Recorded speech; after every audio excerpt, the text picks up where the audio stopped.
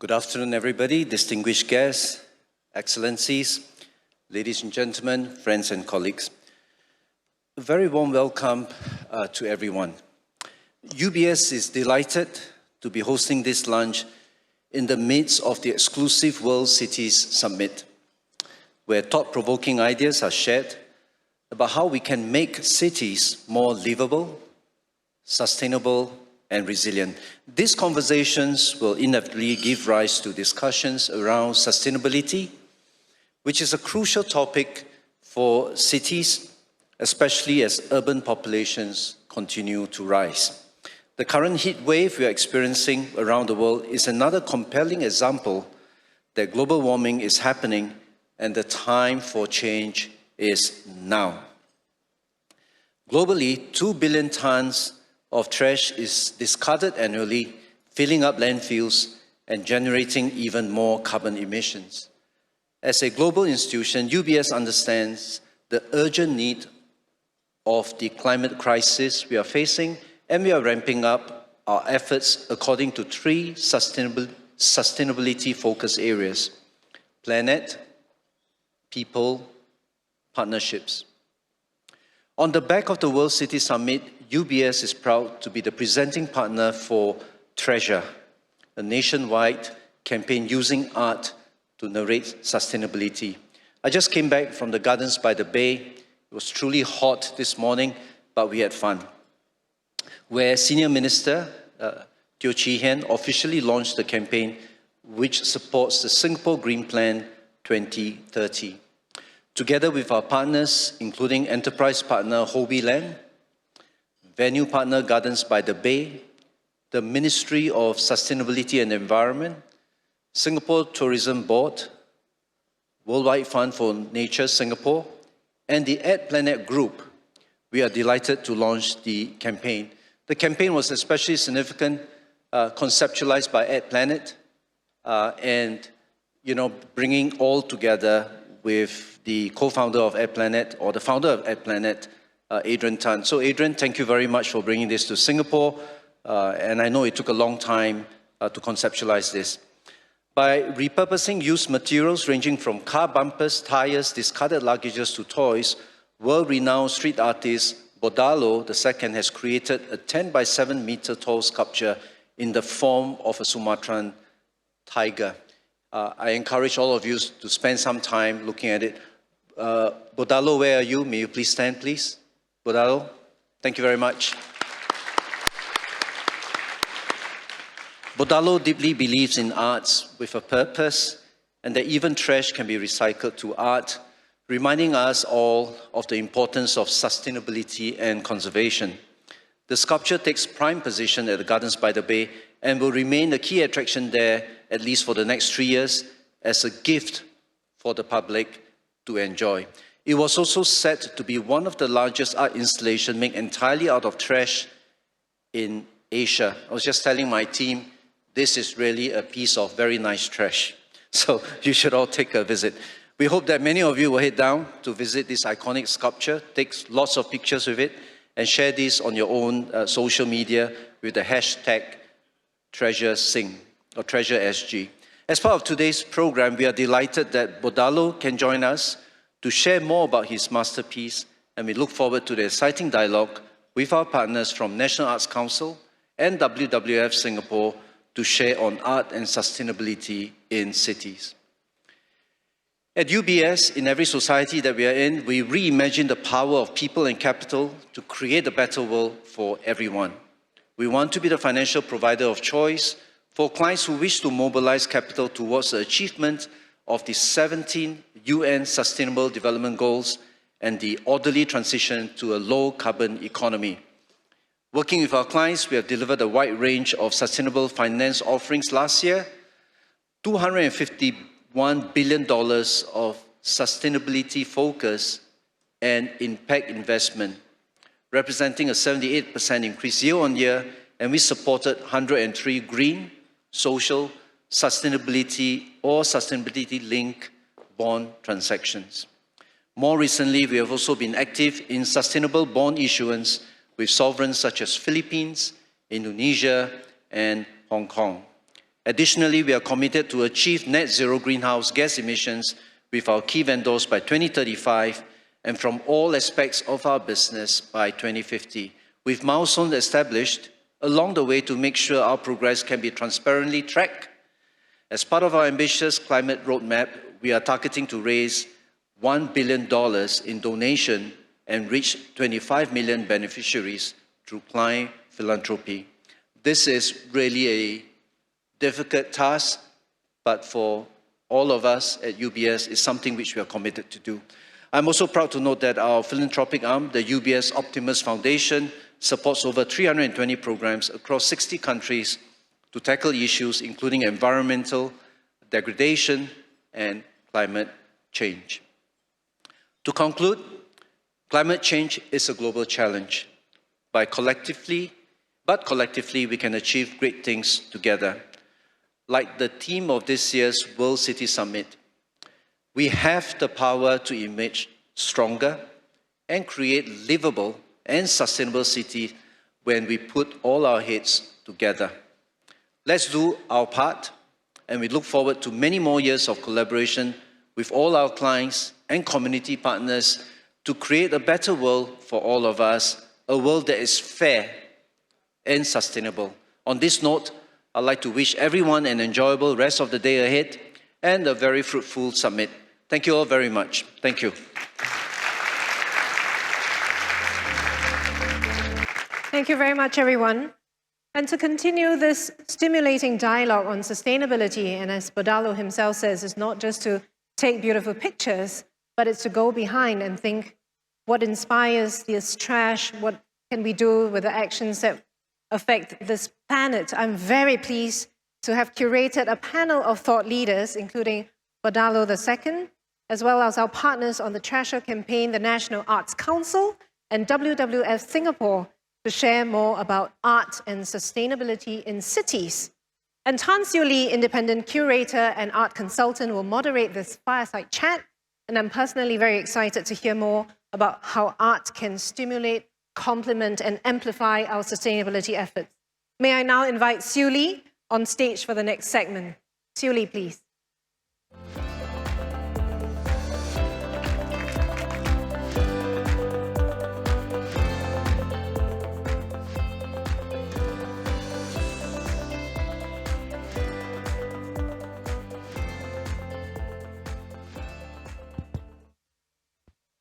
Ladies and gentlemen, can you hear me all right?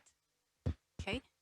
Ladies and gentlemen, Your Excellencies, distinguished guests and clients, I'm Siu Lee Tan, an independent curator and art consultant, and I'm delighted to have witnessed today the unveiling of renowned street artist Bordalo's sculpture at Gardens by the Bay this morning.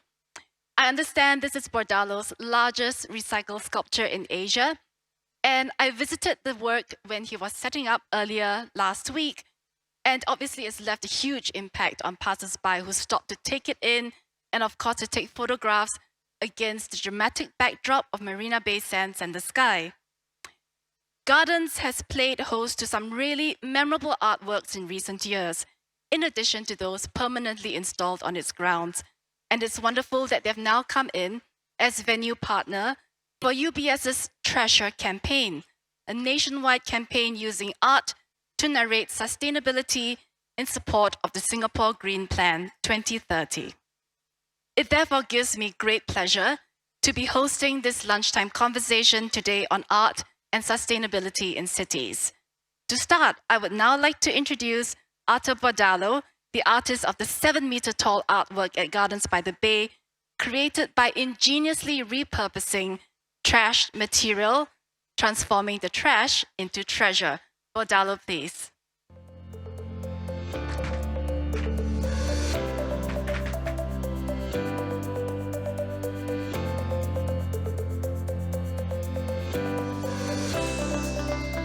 Hi. Now, a very quick introduction. Arthur Bordalo here is also known as Bordalo II, and he's an internationally renowned street artist from Portugal who has over 240 installations in more than 20 countries. Bordalo spent his formative years between his grandfather's painting studio and the underground graffiti scene of Lisbon. public space would become his canvas of choice, where he explores color, scale, and materials to create artworks that comment on consumerism and the impact of our actions on the planet. So Bordalo, a very warm welcome. I understand it's your first trip to Singapore. Hi. And congratulations once again on the inauguration of your public sculpture this morning at Gardens. I'm sure people here who have seen your video are really curious to find out more about how you started working on your very distinctive artistic style. So can you share with us on the back of Treasure, how did you first get the idea to use waste materials to create artworks? In the very beginning, I started just to use the leftovers that I had in my little studio, glue it all together and use it as a surface to paint on the top of it. But then later I realized that if you're working with leftovers or trash or whatever we can call it, I think we can go beyond just the image, or we can make more than making something beautiful out of trash. So we can communicate, and especially when you get to the public space, like street art or whatever we can call it. I think if we are in the street, we can communicate with the people. When you're there, I think you can have a voice, you can have things to say. And nowadays we talk a lot about influencing or influencers, and what about using the visibility that you have as an artist or as another thing that you might be doing, and you use that visibility to talk about things that really matters and not just selling material things, for example.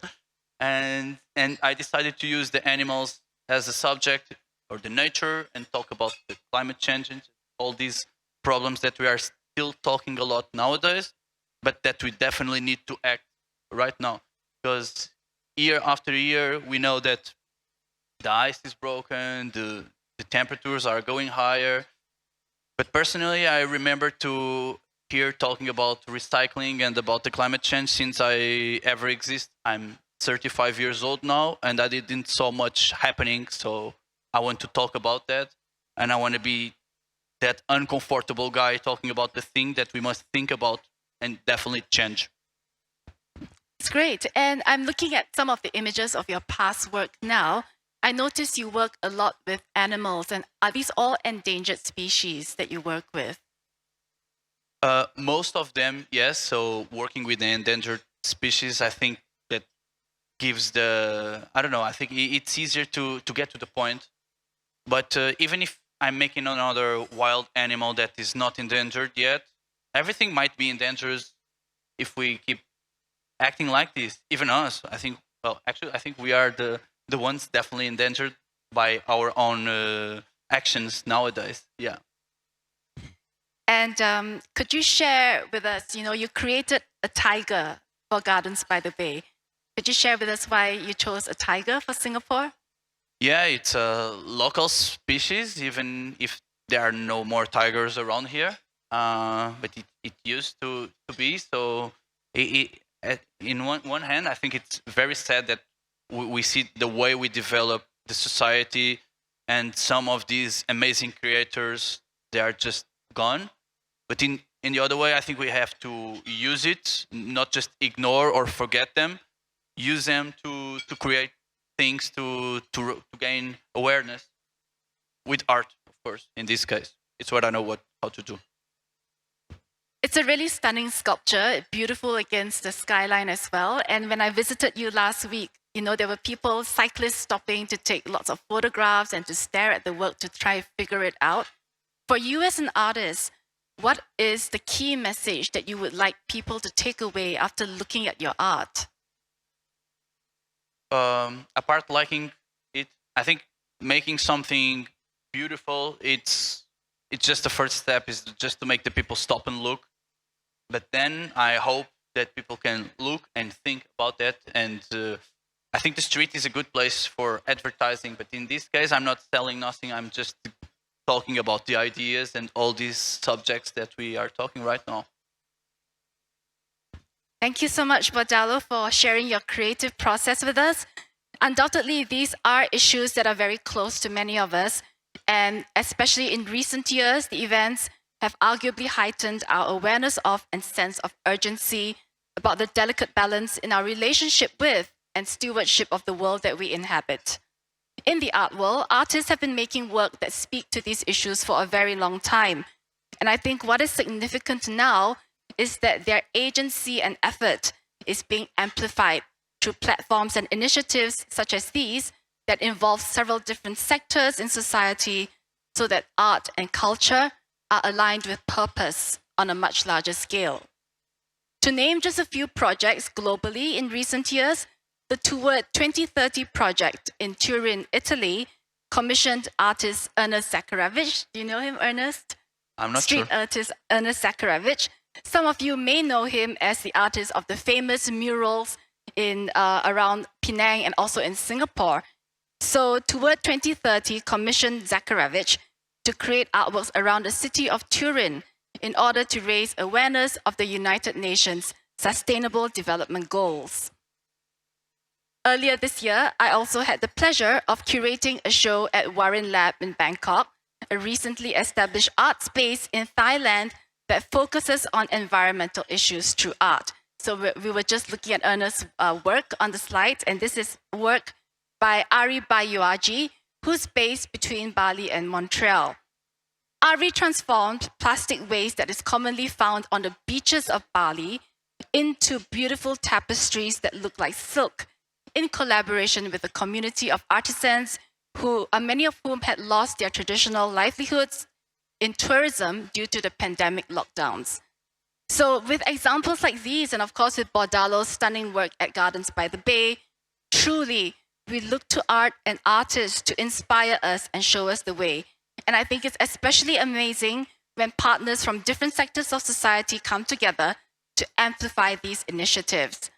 With that, I would now like to invite you to join me in thanking Bordalo for speaking with us and sharing his thoughts.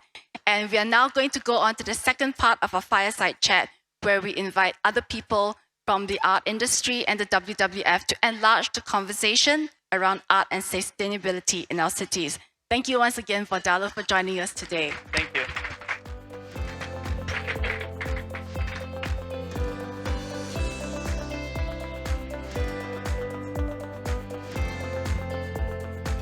Joining us for the next segment of the Fireside Chat are partners from the Treasure campaign presented by UBS. Mr. Loh Eng Tiong, Deputy CEO of the National Arts Council, which spearheads the development of the arts and culture in Singapore, as well as Mr. Raghunathan, CEO of the Worldwide Fund for Nature, or WWF Singapore. The WWF, as you may know, is an international NGO that works in the field of wilderness preservation and reducing the human impact on the environment. Eng Tiong and Raghu, welcome on stage. Thank you.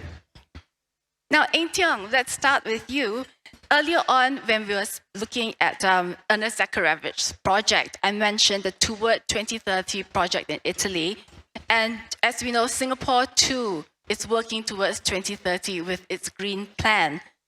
Can you share with us your thoughts on how sustainable art and initiatives might find a space in Singapore's art ecosystem? Well, actually, the larger question is, what is sustainability and art together, and what is sustainable art? I think throughout many centuries, we have seen artists that deal with this issue already. And actually, in Singapore, we have also artists who have done with that. So I think to look at that, essentially, we have to look at it from the two perspectives. Firstly, art itself is a very powerful tool of communication, a form of expression. And we, for art, can have the ability to not just inform, but to educate, actually spur others to action. So art is actually a way whereby many artists use it to communicate and actually try to spur action on these pressing issues of our times. And as you can see in Bordalo's work, right, is actually really doing that as well. On screen, you'll probably see a work. It's also by one of our Singapore artists called Tang Da Wu. And that's a work created some 30 over years ago. I actually saw it when I was a 20-year-old young man, when I first encountered work. And at that time, an artist like Da Wu was going around making a lot of works related to the consumption of wildlife different parts of wildlife or even for medicinal purposes. So here, actually what you see on stage here is actually the sculpture. There's a remnant of a series of performances he did over a decade, where he brought these tigers down to the community in front of Medicinal Hall to perform and try to educate the public about the so-called the consumption of wildlife and the different parts. So that is really one perspective where art continue to be used to communicate and raise this awareness and, as I said, educate people. The second part is actually many of our artists now are actually using art as a way of, in terms of their production, using very sustainable material or recycled material. Again, this morning I've seen Baudet's work. It's totally from recycled material. And just now the example that you shared about Ari is also about how to make that material being used that can also sustain a community, right? The community of practice, and he got the weavers to actually do that. So the actual practices itself, not just the issue that they are talking about in terms of the artist's work, but in which how the mode of production is actually very critical in terms of thinking through whether the materials that we use actually contribute to that sustainability effort as well. Thank you, Eng Tiong. And we've been speaking a lot about individual artists and how, they've creatively harnessed, sustainable materials to create artwork. In terms of the bigger or macro picture, what do you think would need to happen for more of our community to move towards this beyond the level of the individual artists? Yeah. I think at the global level, we all know about the 2030, the Agenda for Sustainable Development, the 17 goals as set by the United Nations. And specifically in one of the goals, I think it's Goal 12, that actually argues for responsible production and consumption. And I think in the art world, we need to respond to that as well. I bet if I now to do a kind of a quick poll, many of you here, if I ask you, your country that you're from, whether each of your country has a biennale, an art biennale or art festival, I'm quite sure you'll get a lot. Just for example, at the recent count, the Biennale International Directory stated that every year there's 270 biennales going on. That is a lot of art biennale, that is a lot of art production, that is a lot of carbon footprint that we are talking about. So how do we do that? How do we actually get everybody to be more conscious in terms of our production and consumption of the arts, to be more sustainable, to be more green? I think that's the challenge moving forward.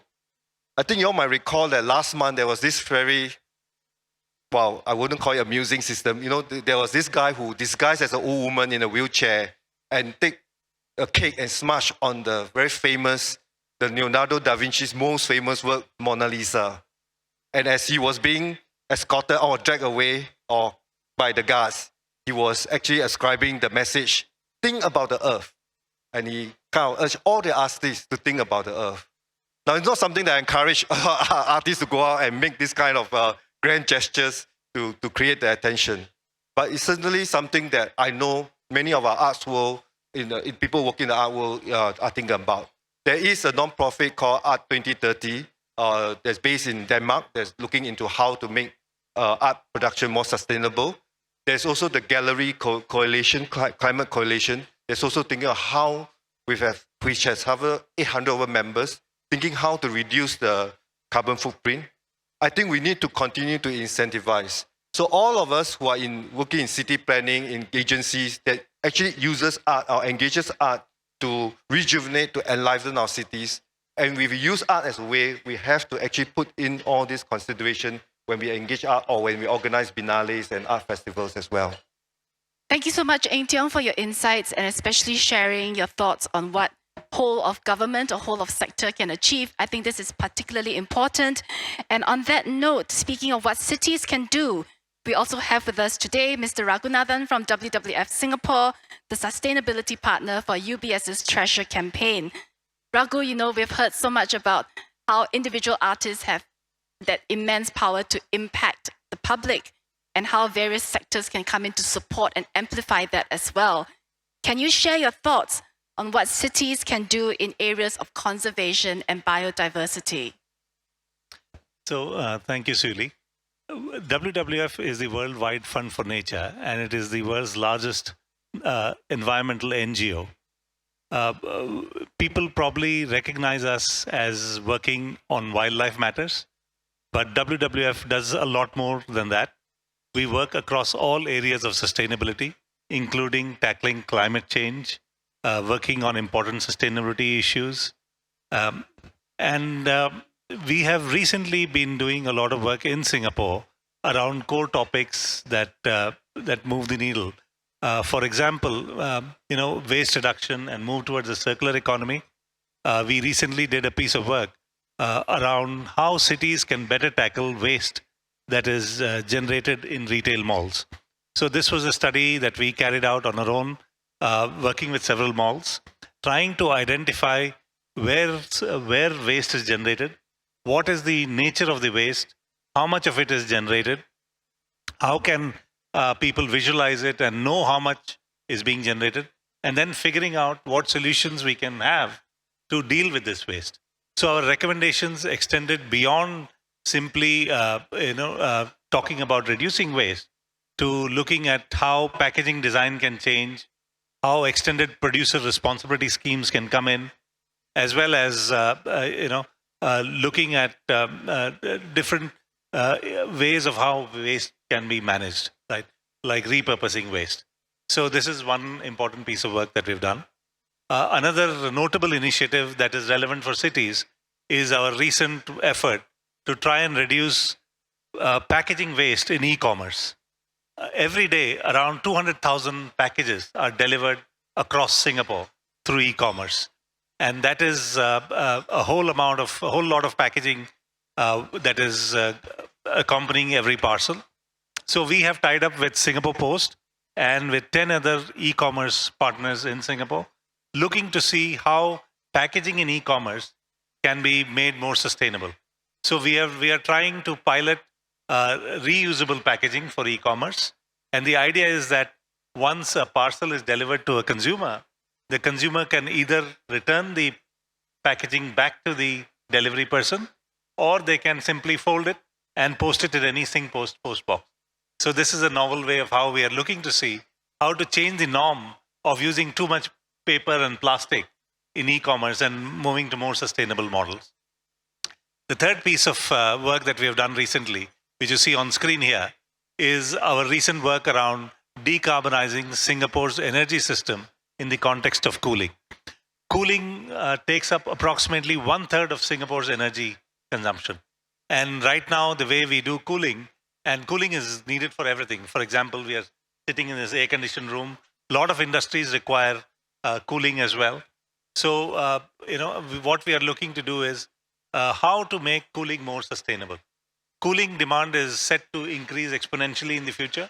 So it's a very, very core area of how we can do to tackle the net zero requirement that is coming up soon.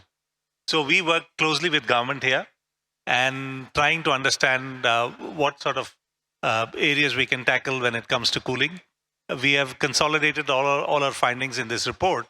And the next step is for us to work together with government agencies as well as industry partners to commission programs and projects that can begin the shift towards more clean cooling. So these are some ways in which we are working with cities and government agencies to try and introduce new areas that challenge the boundaries of managing waste, reducing waste, and reducing our carbon footprint on this panel. Thank you so much, Raghu. The examples you cited were so relatable and also so relevant, especially when you talked about packaging waste. For many of us who are going to see Bordalo's sculpture, I think it really hits home the amount of waste and trash that we produce needlessly. And it's heartening to know that we are on track to finding solutions to that. With that, I think thank you very much, Eng Tiong and Raghu as well. It's been a pleasure hearing and learning from your insights. And ladies and gentlemen, I think all of us here can affirm that art has an intrinsic power to move people and to communicate complex ideas very quickly, as we have seen in the case of Bordalo's artwork, which is why we are all invested in it. And for the Treasure campaign in particular, we hope that this striking sculpture will open up conversations around sustainability, giving voice to the urgency of the climate crisis we are facing. Once again, I hope that you will have the opportunity to visit Gardens by the Bay and to enjoy this coming together of art and nature on its grounds. Bordalo's artwork for UBS's Treasure campaign is now open to public, joining the other sculptures on site that collectively invite us to enjoy the creative energy that informs both artistic pursuit as well as the bounty and beauty of the natural world. Please join me in thanking our speakers for today. It was a pleasure moderating this fireside chat, and I'll now hand the time back to Valerie from UBS. Thank you very much, Julie. Thank you very much, Eng Tiong. Thank you very much, Raghu. So as the world's leading wealth management firm, UBS believes that we have the scale, the commitment, and the connections necessary to make a decisive difference in creating a better, more sustainable future for all. In a nutshell, we aim to educate, invest, finance, and advise, and we do that on behalf with partners like yourselves and with our clients. We partner with sustainable leaders and innovative ideators around the world to develop new solutions to move the needle on specific SDGs.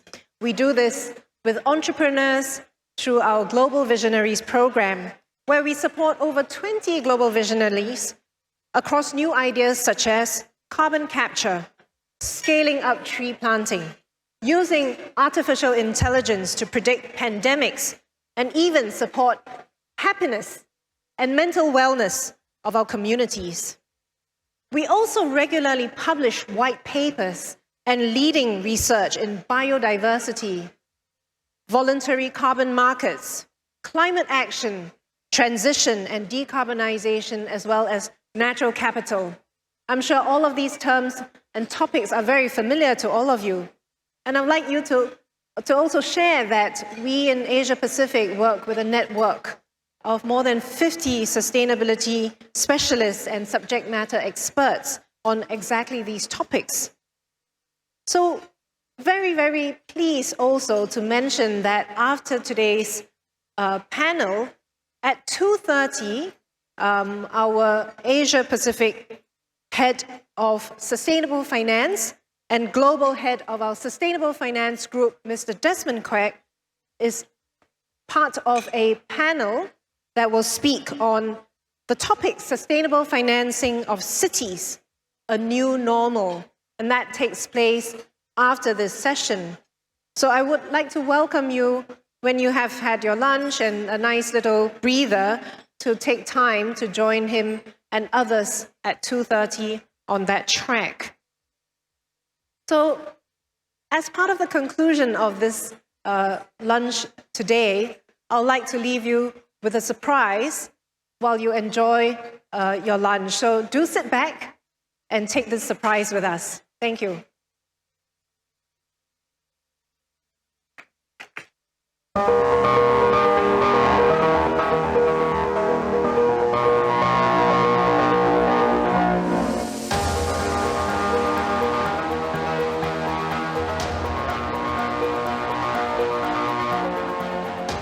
Together, we are delighted to launch this Treasure campaign in support of Singapore Green Plan 2030. Aligned to our UBS purpose to connect people for a better and more sustainable world, we hope this iconic art piece engages the community and inspires impactful conversations around sustainability. How we can build cities which are more resilient, more sustainable, and more cohesive. To build cities which are more livable and lovable. The concept or the idea is not to make something beautiful out of trash, but is to give a voice to those that they don't have with what is destroying them. It's our house, it's the place where we live in, so if we destroy it, we destroy ourselves too, not only the animals.